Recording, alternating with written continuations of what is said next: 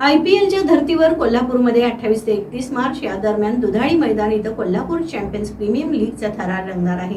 ही स्पर्धा प्रकाशझोतात होणार असून यामध्ये जवळपास 16 संघ सहभागी होणार आहेत। या स्पर्धेची उत्सुकता सर्वच क्रीडा रसिकांना लागली आहे। दरम्यान या पार्श्वभूमीवर गोकुळ दूध संघाचे संचालक कुंभी बँकेचे अध्यक्ष अजित नरके यांनी या स्पर्धा संस्मरणीय ठरतील असा विश्वास व्यक्त करत या स्पर्धेला शुभेच्छा दिल्या आहेत।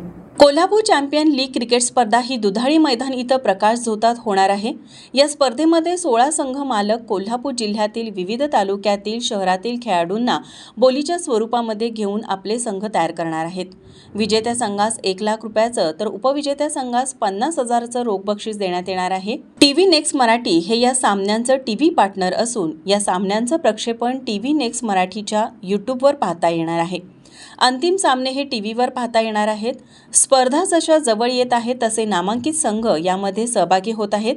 या सहभागी संघांना गोकुळ दूध संघाचे संचालक कुंभी बँकेचे अध्यक्ष अजित नरके यांनी शुभेच्छा दिल्या असून या स्पर्धा कोल्हापूरच्या क्रीडा रसिकांच्या डोळ्यांचे पारणे फेडतील असा विश्वास व्यक्त करत स्पर्धा आयोजकांना व सहभागी संघांना शुभेच्छा दिल्या आहेत।